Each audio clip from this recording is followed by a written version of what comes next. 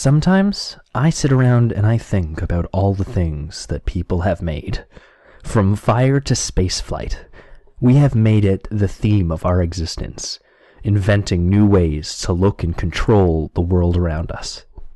When you think about the most important invention ever created, an infinite regression of precursor inventions flood into view. Every invention becomes important, vital to the contraptions that follow. Today's episode, we simply want to look at the lives of some of the most interesting people who brought us their vital contributions to the human narrative.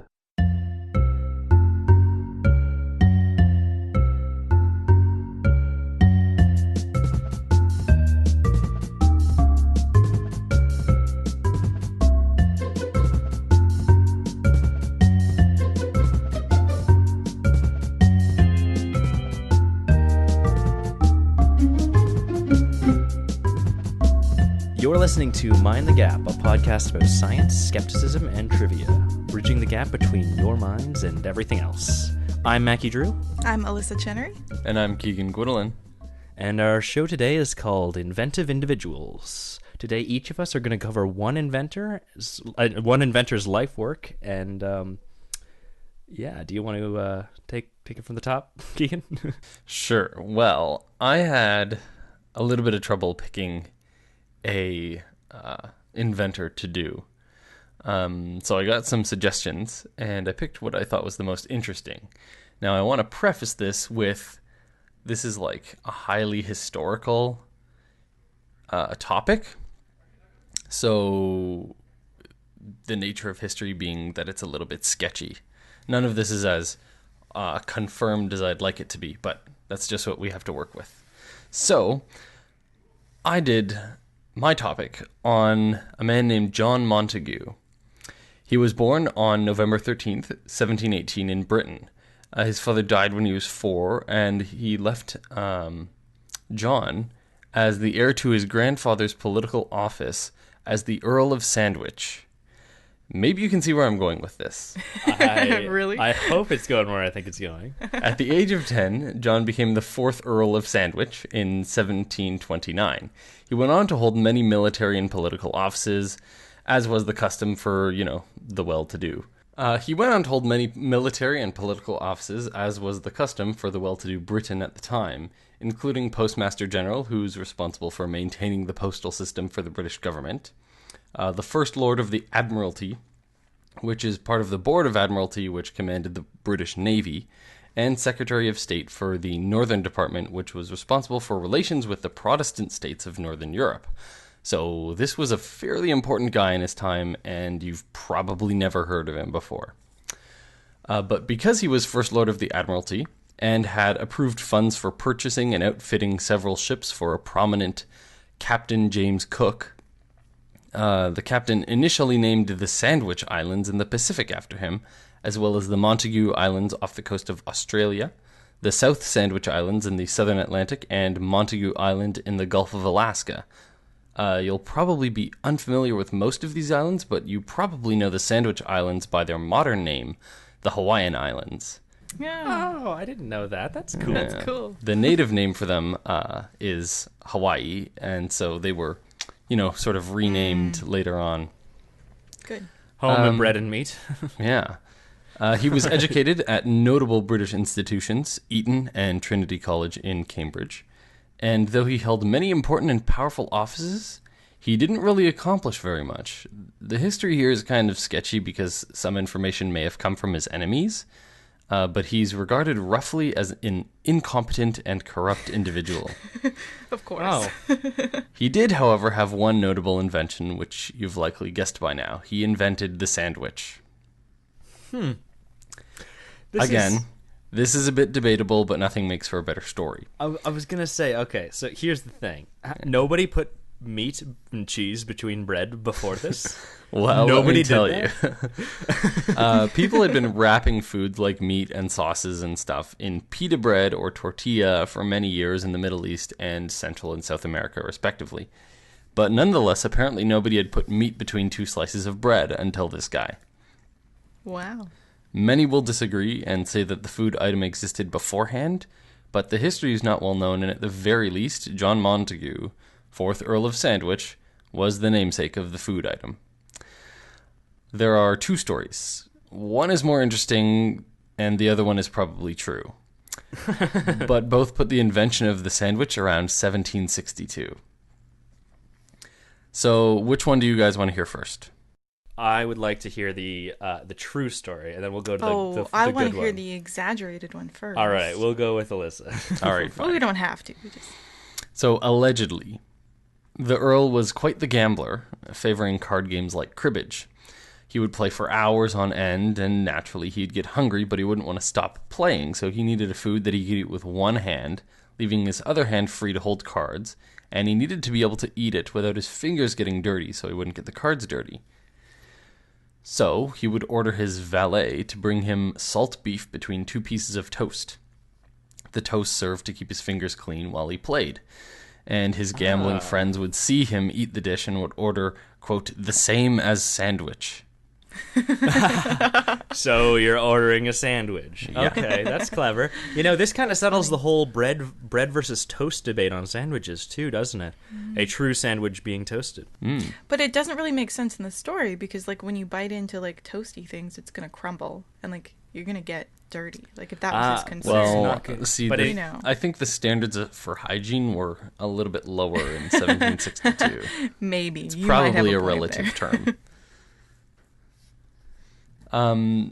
The other, more probably true story is that due to his commitments to the Navy, politics, and the arts, he would spend many hours at his desk and had the same requirements for his food to be one-handed and clean to the touch. So, those I like the are the interesting options. story better. Yeah. We aren't sure whether the sandwich actually existed before the Earl required it, or which, if either story is true, but in any case, the sandwich was named after him. As an interesting sidebar, however, the first Earl of Sandwich, so the great-great-something-grandfather of John Montagu, he originally intended to take the title Earl of Portsmouth, but changed it as a nod to the town of Sandwich since the navy he was commanding in 1660 was lying offshore of the town of Sandwich. This means that had the first Earl not been so considerate, you might be ordering a Club Portsmouth instead of a Club Sandwich. I mean, maybe it's just because sandwich sounds goofy now, but I like the Portsmouth better.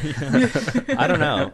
Well, like, and it's like right into your mouth, the Portsmouth, right? Yeah, that's what I was going to say. It's brilliant. Either way, I think we turned out fine. It would have been fine. Nobody worry. I guess I will talk about my inventor next, and it is both more recent and more verifiable. Not to diminish the awesome story, Keegan. Better not. I want to talk about. It's not. I want to talk about Stephanie Kwolek, who was born in Pennsylvania in 1923. Unfortunately for her, her father died when she was just about 10 years old, and she says that as a naturalist, he was her inspiration to get involved in the sciences. So in his memory, she went to a women's college. At the time, it was part of an all-men's university, but now the two have combined, and it's called Carnegie Mellon University, the States, obviously. When she graduated, she really wanted to go to medical school, but she didn't have any money. Her mother was a single parent, and she says there weren't any scholarships for her. So by this time, it was World War II, and so because of a shortage of men in America, she could get a job working for DuPont, a chemical company. After World War II, many women had lost their jobs at DuPont, but Kwolek got promoted instead. At the time, DuPont was looking for fibers that were strong and that were stiff because of the wide range of applications they imagined it might have. As well, they were looking for fibers that wouldn't melt at really high temperatures. So they opened a new plant to focus on this, and Kwolek was lucky enough to be sent to go work in it. She says that this was the result of her enthusiasm. And I quote her, "I became so enamored in the work that I completely lost interest in medicine." So she and the researchers had free range to make any kind of polymer that they wanted. And then they had to turn it into liquid. And then get this guy to put it into a machine called a spinneret. They would spin around, and it would turn the liquid into a fiber. And then they would send it off to other researchers who would test it, and they would see how strong it was or how durable, things like that. So let me get this straight. You can have like a bucket of liquid, and then you just turn it into threads and make it into stuff? You know, I'm not really sure on the finer process of how it works, but essentially every source that I looked at mentioned this process in just about as much detail as I have here. As long as it's like a fairly durable polymer, you should be able to do that with most things. And I mean, Qualic, I think one of the reasons that they really wanted her on is that when she was a child, she was also really interested in fashion, and her mom had a lot of experience making other kinds of non-chemical textiles. So I think she had a bit of intuition from working with her mom on that. And yeah. So one day she makes a substance that just won't melt into the liquid that she needs so that it can be put into the spinneret. And then after a few days, she finally finds a solvent that melts it, but then something really weird happens. It turns into this really cloudy-looking mixture, even though everything the other researchers make is always clear. And then it separated into two different liquids, and one of the liquids had weird chunks in it. And the guy who used the spinneret machine said that he wouldn't spin it because the liquid flowed too easily and it's going to clog up the machine with all the little bits. And she told him that she already filtered it through something else as a test and it had been fine, and he didn't really believe her. But she kept pressing, and after a few days, she says that she finally wore him down enough that he decided to try it out. And it turns out that she discovered an entirely new kind of substance called a liquid crystalline solution, which made a whole new kind of fiber called an aramid fiber. And aramid fibers don't have a melting point. They just start to degrade at 500 degrees Celsius. They're not very flammable, they're very strong, and they're non-conductive. And Qualic said that everyone at her research team was immediately very enthusiastic about her material. And with continued work, her and the entire team at DuPont made para-aramids, which are even stronger than aramids and also very, very, very stretchy, so they're very durable.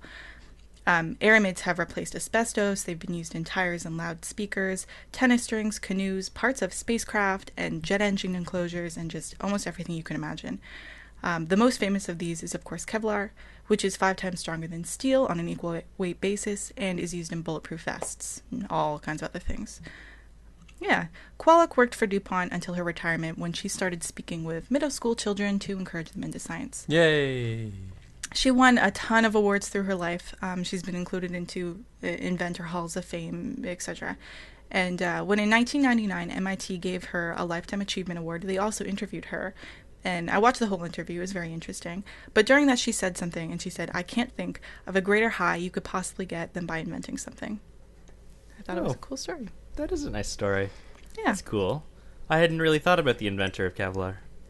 Yeah, no, and I only knew her as the inventor of Kevlar. I didn't realize that she, found a whole different set of things, It was pretty interesting.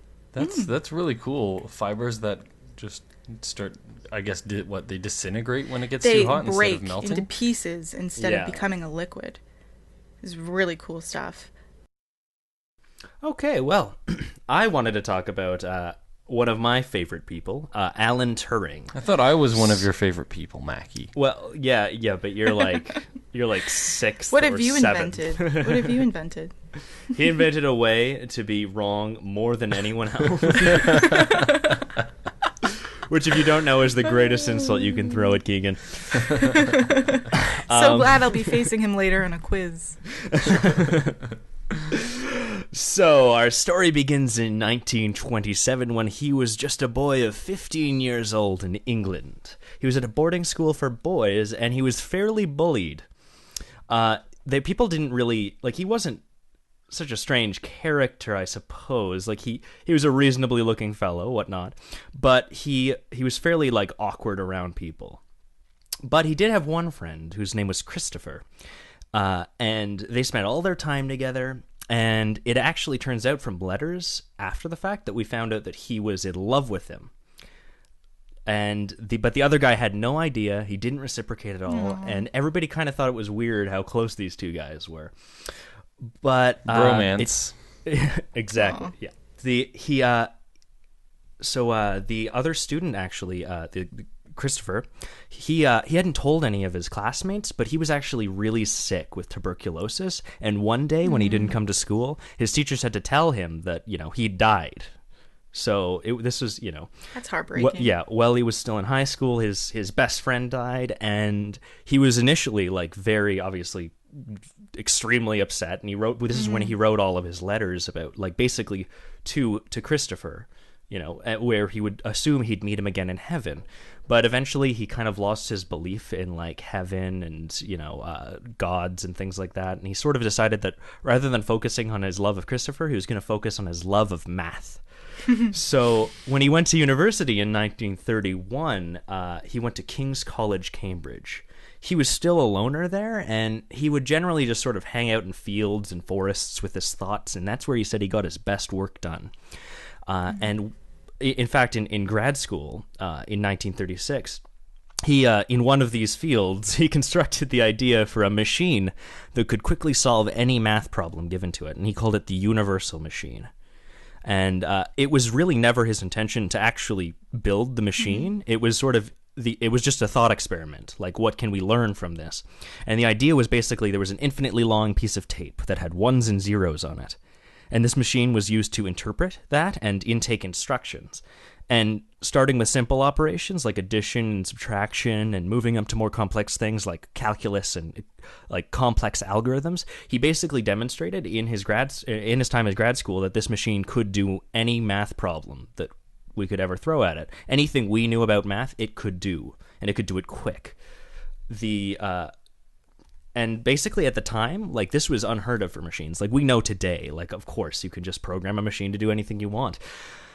But at the time, it was sort of like, that machine does that, the toaster. What does it do?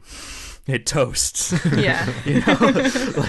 That was the thinking for machines. And what he wanted to make a brain, like an artificial brain, and he called it a computer, which at the time, a computer was generally just a woman that did calculations. That was the idea, like an operator on a telephone thing. Yeah. So that was who was what? Did these like operator women thing use like a tool or something? Like what kind of math were they doing? I don't know. I don't know enough about early computers, and I don't mean the ones we're talking. The women computers. I don't know much about early women, early human computers. So sorry about that. But he stayed in academia. Because he clearly had big ideas and he knew how to do it. So when he was a math professor around 1940, this was when World War II had just kicked off, and the British government was considering one of their biggest problems, which was the Germans were sending really encrypted signals, and they were using this machine called the Enigma machine, which was supposedly considered by both sides of the war to be unbreakable. But Winston Churchill had an idea, and he assembled a ragtag team of misfits to try to learn how to crack the machine. And Alan Turing was included in this party, and he was essentially the functional lead. And they had crazy people. Like, they had the math professors like Alan Turing, but they also had people who were really good at solving the crossword on Sundays. So they had quite a diversity of people who were really good at cracking codes, and encryption wasn't really a big thing back then, so they didn't have a lot of experts to talk to. But thankfully, they did talk to Alan Turing, and he thought back to his universal machine, because he thought, if this Enigma machine was producing these results, a machine can break it. And he constructed a machine that could break it, and he called it the bomb. And it was indeed the bomb. Basically, it tried so many possibilities really quickly about about different combinations of ways to crack the code. And Alan gave it a little bit of a help, where he noticed that all of these codes that they had collected, these encrypted codes, all started and ended with generally the same kind of messages. So he figured that was things like hi and hello and goodbye and have a good time and hail Hitler and whatnot. So what he figured is, if they had an HI, I mean, obviously this is just an example, it was in German, but then he would have two letters, and he could focus a machine on that, and it could crack the entire code, and thankfully it worked. And many people consider the bomb to be something that would actually end the war 2 years earlier than it may have, or maybe have shifted the sides completely and allowed the Allied forces to win. Now, I have a question. Yeah. The Enigma machine, is that like a computer? Or like what was that? That was basically what they had several books of information, and those would basically be the keys to cracking the code. And every time they sent a message out using the Enigma machine, they would switch codes. So basically, it would be sort of like a letter substitution thing. Mm-hmm. So this machine would basically do all the thinking for it. So you'd basically type, and it was a mechanical device. Okay. So yeah, you'd press a button, and it would actually type a different letter, and people would reference a book. And since it changed every time, of course it's uncrackable. Mm-hmm. But once you find the pattern, you can know exactly what's going to happen next. Yeah. Yeah. So the war ended, and he went back to teaching. And the problem was, though, at least for his personal vanity, I suppose, he was not really thanked. Nobody really cared that he had done it because nobody knew. It was a complete secret. It was, of course, top secret, right? Because if the Germans knew they could crack the code, then that'd be a huge disadvantage to them. So nobody knew, and they never announced it afterwards. Really, only Churchill and the other team members were the ones who knew. So when he actually was back at teaching in 1954, he was using another computer, one that somebody else had developed, because at this time, the technology had advanced and people were building basic machines like this. But he hated it. It was not good. It was basically a room-size calculator, and you could type it and it could play songs and stuff, but it was really dumb. And it was the size of a room. And so he started dreaming again about a more human-like machine. And he started to hypothesize, in fact was the first person to hypothesize about whether or not a machine could be sentient. And he wrote a lot about this, and when people doubted him, he would, they doubt, like, how would you ever know if a machine was sentient? And he would simply reply, just ask it. How else would you know? Good response, yeah. And after a little while, after a little bit of this, people asking him too much, he came up with a Turing test, which is what we call it now. And basically, it was if a computer can convince you that it's human, then it's just as good as being human. Which a lot of people disagree with, but despite that, a lot of people at the time found that acceptable. I think I do as well. Like, functionally, what's the difference? From an output standpoint. But a neuroscientist at the time disagreed. Sir Jeffrey Jefferson, seriously, seemed to think that no machine could ever be like a human because it cannot feel what a human can feel. And Turing suggested to him, how can we know that you feel what you feel? And we can never know because we're not you. And the same thing can be true of the machine. That sounds like a pretty fluffy neuroscientist to me. No, that's the problem of other minds from philosophy. Yes, Keegan. I know. Well, exactly. Then don't call it fluffy. No, I'm saying that the neuroscientist seems fluffy. He was a 1954 neuroscientist. No machine can be like a human because they can't feel like a human can feel. It sounds like a hippie. Turing's like, get out of here. Well, 1950. Yeah, anyway. But yeah, but he basically, his response to this Jeffrey Jefferson was that we are machines that can think. And he was the first one to ever suggest that we were just machines who could just think. Mm-hmm. Right? We're no different from what the computers that he wanted to build were. And he felt really strongly that these machines would eventually exist, and people would say that they can't think, and that people were saying at the time as well that since Turing was gay, that he wasn't gay. That's what England was saying. You're not actually gay, and you can't be the way you are. We're going to change you. And he felt sort of a kinship with the machines that he knew would exist. People saying they can't think, but they could. Mm-hmm. And so that's what he was saying. He felt that they were kind of like his future family. They were more likely to be discriminated against than to be accepted, and he felt really bad for them. And that's what's often the case in AI sci-fi. Yeah, no, it's true. It's been a theme in sci-fi for forever because I suppose because of this, and probably because just of people's general reaction to new things. They're made feel uncomfortable with a machine that can think. So like just that year, he came home to missing shoes and some pants are missing and some compasses and nothing really too expensive, but regardless, he decided to call the police because, What do you do when you've got stolen things? You call the police. And I mean, he didn't really care about the stuff, but he was fairly literally... Someone's stealing from you, yeah. He was fairly literally minded, so he was like, I know exactly the procedure for this operation. And he basically starts explaining the situation to the police when they arrive, and they noticed he had slightly odd mannerisms for a person, because he was kind of an awkward guy, right? And once he mentioned that he thinks that his boyfriend's acquaintance was the thief, the police sort of took a turn. They weren't very happy with him because despite his good nature, they have to arrest him. Because at the time, there was a law in England prohibiting indecent acts between men in public or private.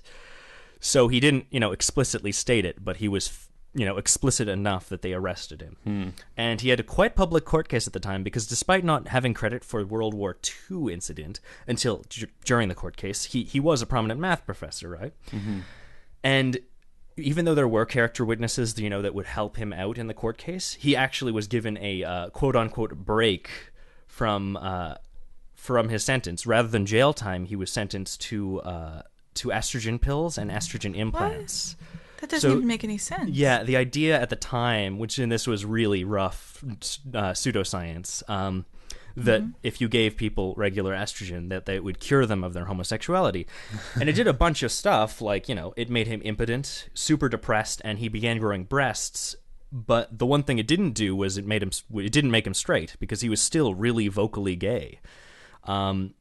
And, he was really worried about this because now that he's public, and he's public for his opinions on computers, he was worried about the following syllogism, and he wrote this in a letter, that he was worried that people would use the syllogism, Turing believes machines think, Turing lies with men, therefore machines do not think. Like, just because he's gay and he holds this opinion, that people would just assume that's not the case. And, even in his darkest hour, he was not worried really about himself, but what people would think about his future family, the thinking machines.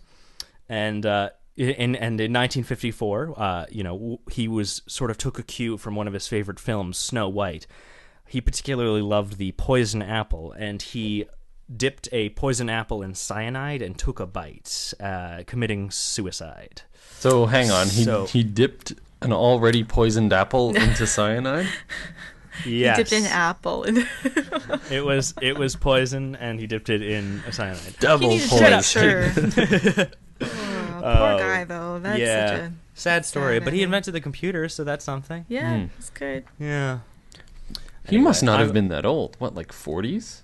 Oh, man, I didn't do the math on this, did I? I should have done the math on this. He was of an age. I'm going to look this up. He was a non-zero age. Alan Turing. I'm just going to look this up real quick, and then we're going to cut this out. I might not cut this out. We'll see. Behind the scenes, he was 41. Good call, Keegan. Yeah, not very old. Imagine the things he could have done, because he worked right up to the time of his death. Well, it sounds like that was his main goal in life. That was his love. Anyway, on that note, let's go to the game section.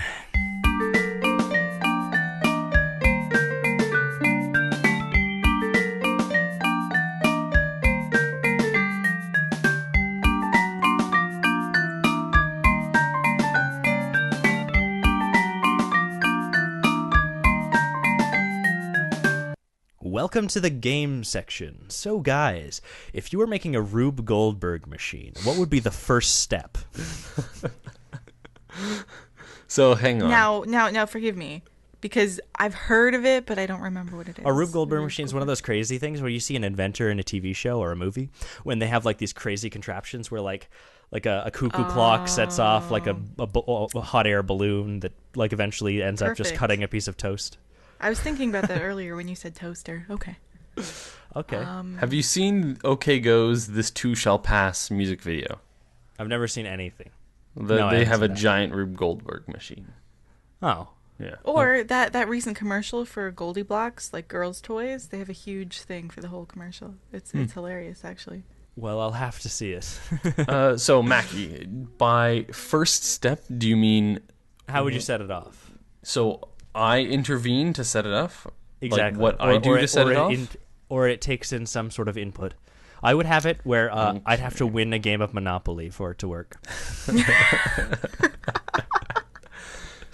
You would need to not use that machine very often.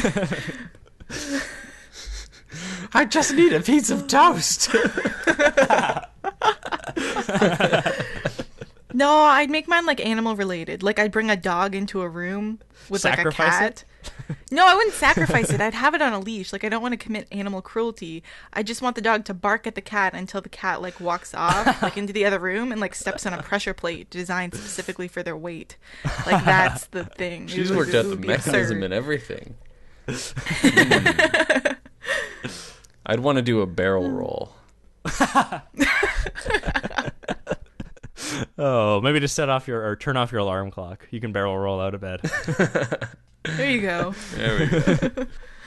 And then your alarm clock can say, do a barrel roll. Do a barrel roll. Anyway, guys, gap facts. Tell me your easily telling to your friends facts for everybody. Who first? Well, I'll do it. Okay. Kool-Aid was originally marketed as Fruit Smack. You win. That's great. I like it. Oh yeah. Okay, I'll go. The Egyptian vulture feeds mainly on carrion, but will also prey on small animals, birds, and reptiles, and most interestingly, they will feed on the eggs of other birds. But what makes this bird notable is the manner in which it eats the eggs. If the egg is particularly large or tough to crack, the birds will pick up stones in their beaks and throw them at eggs, or use them as hammers to crack the eggs. Interestingly, this behavior is innate, not learned, since it is observed in birds raised in captivity once the birds have access to both eggs as food and rocks. That's crazy. Not bad. That's some good instinct right there. Mm-hmm. All right, Alyssa, what do you got? Mine is mega diverse countries are countries identified by Conservation International as harboring most of the species on Earth and are therefore very biodiverse. There are 17 of them, including ones you might consider would be obvious, like Australia, China, Brazil? Yes, Brazil, Everything and on the the Democratic equator. Republic of Congo. Everything? No, not actually. Antarctica? It's a good thought because got the two. the U.S., but not like smaller countries, obviously, because like they Yeah. wouldn't be able to carry as much diversity. So I don't know. Maybe it's not that good of a definition, actually. Oh. Gonna have to criticize my gap fact. Well, no, it makes sense from a political standpoint. Like, who are the most important people for conservation to target? I suppose. Yeah, and Mexico made, because they're part of it, made like an organization of these groups of countries, which ones are concerned about maintaining biodiversity. So it kind of worked out. Good stuff. Good for Mexico. All right, well. Yeah, anything that has a rainforest is like the most Immediately. diversity ever. All right, so quiz time. All right, so here's the way we play this quiz. I've come up with a whole bunch of inventions, and your job is to tell me, and you both get to choose on your own time. It's not who answers first. Whether or not you think this device was invented before or after January 1st, 1900, at midnight and 0 seconds. Ooh, midnight and 0 seconds? Okay. All right, the person with the most correct is obviously the winner. Okay, so Are you keeping track? I will do my best. If you guys want to, too, I wouldn't be upset. Okay. So there's 10, and a lot of them are really tricky or just mean. So there's some that you can pretty much guess, but there's some that you're like, that's dumb. All right, so number 1, electrocardiogram. Oh, no. I should know this. I just finished cardiology and I had to read a book about the history of EKGs. You should definitely be an expert at this It point. wasn't So actually about the history of EKGs. So was it 1900 or 1900 or before? I'm going to go with before. I Okay. too. Both are wrong. Sorry about that. It's 1903. Oh, seriously? Too close. Yeah, that was one of the crappy ones. All right, guys. This is one I've told you both separately stories about. So I know for a fact you Equal both footing. knew this. Okay, crossword puzzles. After. You're saying after? I'll say before. I don't remember, but after. It is after 1913, invented on a train. Okay, so next one, number 3, flush toilets. See, that's interesting because you said flush and not any particular mechanism. I did say flush toilet. So I'm going to say before. Okay. I too will say before. You're saying before? That is correct on both counts. So it was actually approximately invented in 3100 BCE. Okay, so much before. Yeah, Not even close. They gained Glad I got that popularity right. in Europe in like the 1600s, but that was the first found case, and it used a water wheel to flush. Yeah, pulled water up and then pushed it down on the waste, so to speak. All right, so that's 2-1 in favor of Alyssa. Okay, number 4, the sewing machine. Before. Before? After. Keegan's takes it with Damn. 1830. Yeah, so here's I guess that makes sense. Yeah, it does. You know what? Honestly, I thought it was after when I looked into this. That's why I looked into it, because I thought it was sort of around there. But apparently there have been a lot. Like, this was a hand crank sewing machine. Took 2 to operate. So that's 2-2. I think it's really embarrassing that I got that one right, but I got the EKG wrong. Well, you can save yourself with the next one, with anesthesia for tooth extraction. Could you be any more vague? What? Any particular anesthesia? A general anesthesia? A local anesthesia? Anytime it was used for tooth extraction. I'm going to have to say before then. Like barbershops. Yeah, before. Before? It is before 1846. A surgery was stopped mid-procedure, so because one crank doctor said, "Wait, I've got an idea." Seriously. Some poor person was like, "What? You have an idea?" He was the first guy not to have a crappy time getting a tooth surgery. I don't Do you feel know bad that he for was him a at all. guy?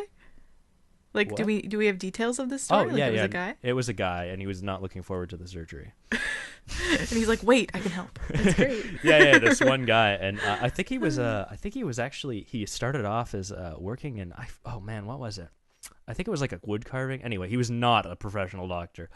All right, guys. What did he do? What was it? What? What was Well, they used to all be done by Oh, barbershop. Like I actually don't have barbers that and detail things. here. Sorry, I don't remember what it was. Like tooths were not managed by doctors I until think I think the plural is teeth.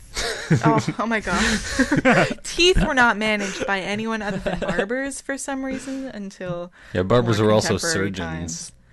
times. That's not cool. Hair surgeons. Hair surgeons. All right, guys. 6. This is 3-3. The hot dog. Now, this is not a sausage. A sausage is wrapped in intestine. A hot dog is wrapped in anything but. Okay, after. I Saying agree. after? Yeah.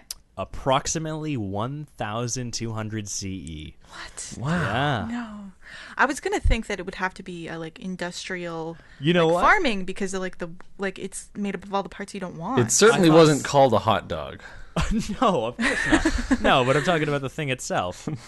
You know, I don't know if they were called crossword puzzles right away. All right, guys, here's a fun one. The contact lens. Before. Before? I'll go with after. It was before Yes. 1887. Getting a win. Keegan pulls ahead. Made of glass. Ugh. Yeah. Anyway. Sounds Can you awful. imagine Really? getting punched in the face with that? God damn. Right. Fruit smack. Fruit snack. All right, guys. Number 8, the gun silencer. I'm going to go with before. Before. Either that or anachronistic Wild West movies have been lying to me. I'm gonna say after because. All right. Well, this is a close one, and it is after. Ah. So Alyssa Yeah. pulls ahead with 5. No, What? we're tied. No, you're right. You're right. 4 It's all. 4. All right. Okay. What year was So- it invented? 1905. Ah. One of the crappy ones. Okay. Now, this one's fun. The mass spec. Oh, Mass spectroscopy. Which is a spectrometry. I'm not going to get this clearly. It's like a tool for determining the molecular weights. Well, not molecular composition of chemicals by first ionizing them and then sending them through a reader that can determine how much they weigh and how they break up. It's essentially, right? Was that fair, Keegan? Was You that a fair basically description? break the molecule into pieces, and based on how it breaks and how much those components weigh, yeah, you you can get determine what. since every molecule is made of discrete atoms, then you can see like, oh, this piece has a carbon and a hydrogen. This piece has a carbon and a hydrogen, and then another carbon. So you can like When build would- it that way. Keegan, I don't know when we would have that knowledge. When would mass spec ever give a carbon and a hydrogen as a piece? Just saying. Come on. Man. Could. Maybe a methyl. Anyway. I'm going to say before. I'll saying say before. after. Keegan takes it for 5. Yeah, 1919. So super early though. I thought it'd be way later than that, like 50s. I'm thinking. All right, guys. Last one. You can tie this up, Alyssa. Okay. The escalator. Oh. I've talked for hours talk about all the escalators. Every time I see you, it's like, hey, Alyssa, escalators. They're super interesting, guys. I swear. Oh, no. Now this was when it was invented. Okay, I'm gonna go with before. you're saying before. Oh, after, I guess. Oh, it's 6-4. So Keegan gets it. It was 1891, although it was not built until the 1910s. So I don't know if that counts, but I count it as that. Once it was patented, I think that's invented. Well, officially, in the Well- eyes of the government, you Now, could that's a say debatable point. you could say that it's invented the moment of inspiration, Now, I yeah, would argue that more, though. I would which- argue that more too. which is I what think- the U.S. Because used if you to want do. to prove... The U.S. used to do that, but then they changed it to be the first to patent. Oh, well, okay. intellectual property rights are messed up, and I don't agree with them. Okay, well, that's not a debate we can have on this quiz. I know. Oh, okay. Well, that was a fine quiz. You guys did fairly well. I was aiming for about 50%. You guys got about 50%. Fair enough. All right, so I guess that's the show. Email comments and questions to mindthegaphosts@gmail.com. The next show will hopefully be an end-of-season special, and make sure you let us know what you think of it.